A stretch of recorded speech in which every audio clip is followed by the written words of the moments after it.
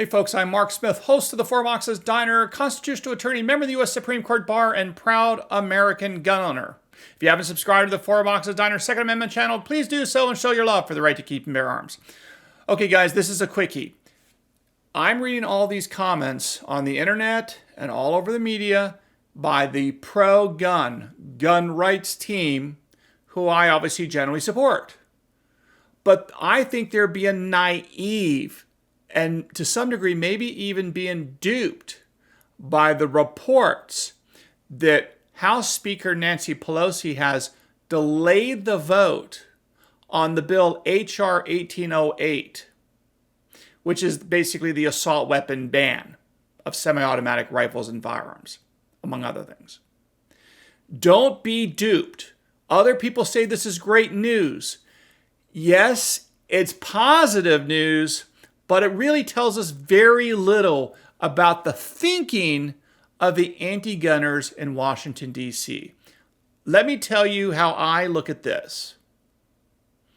You see, look at the date on which the bill was delayed. That was delayed on July 27th, on Wednesday. What else happened on July 27th on that Wednesday? Well, two related things have just occurred.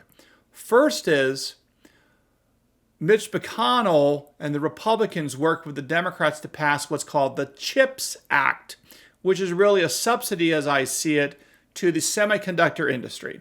And they doled out all this money to the semiconductor industry. Okay? Why do I bring this up?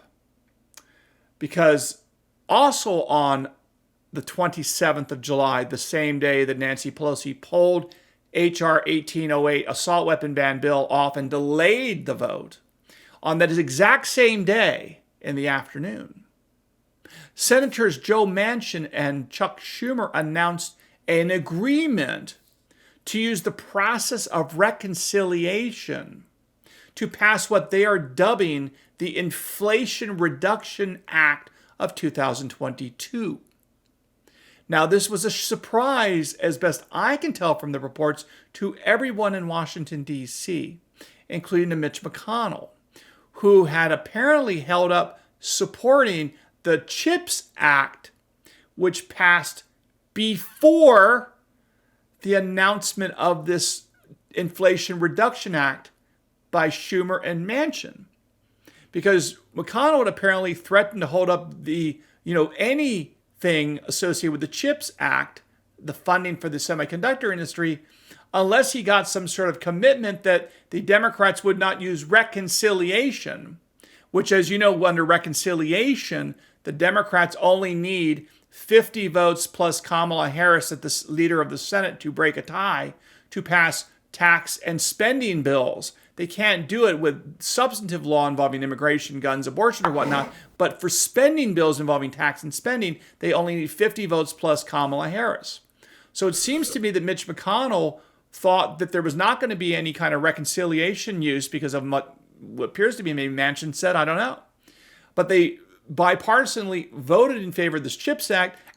Shortly thereafter, Manchin and Schumer announced this bill to basically pay a bunch of money to the environmental green energy space and raise taxes on unnecessary income, all this kind of typical liberal stuff. But the reason why I bring this up is here. Why does this affect H.R. 1808? It's because I'm betting dollars to donuts that Nancy Pelosi got wind off the record that Manchin and Schumer were going to announce this on the 27th. So I'm guessing that Nancy Pelosi learned about this Schumer-Manchin agreement before it was announced, and she pulled the assault weapon bill, the H.R. 1808 bill. Remember, she didn't pull it permanently. She set it aside. She found out, I think, here's my speculation. She found out that Manchin and Schumer were going to announce this huge tax and spending plan, which she's all on board with, I'm sure. And she realizes she needs to get her House to agree with this. She can only afford to lose a couple votes. And remember, there's several Democrats in the House of Representatives that said they will never support a reconciliation package, which again is a tax and spending package that only requires 50 votes. Filibuster doesn't apply to reconciliation deals.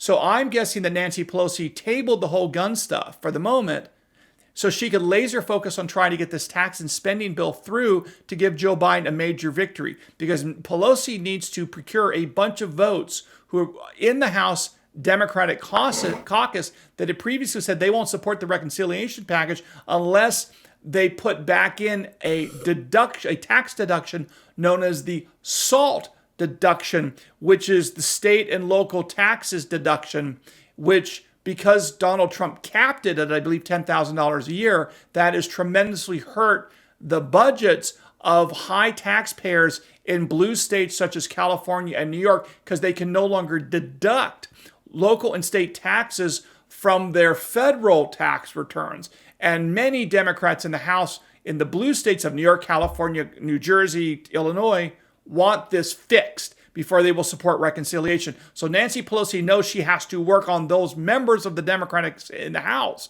those Democratic members in the House. She's got to work on them while Manchin and Schumer have to work on getting their votes through the Senate. So I think the real reason why this gun vote was delayed was not because we're kicking butt, was not because the gun rights movement is kicking butt or anything like that, although I think we are in many respects. But I think the real reason why Nancy Pelosi delayed the gun vote was not because of that, but was likely because of the timing of this tax and spending bill. So my only point of this is not to beat anybody up. It's simply to point out, don't be duped, don't be naive, don't make mistakes. Remember, this assault weapon bill is likely going to be coming back after the August recess. We're probably going to have to discuss this and deal with this in September. This is not dead. This is not dead. The gun bills in Congress are not dead. They're alive. They've been delayed. And I think the real reason why they've been delayed is not because of our phone calls or your phone calls or whatever it is. I think it's really been delayed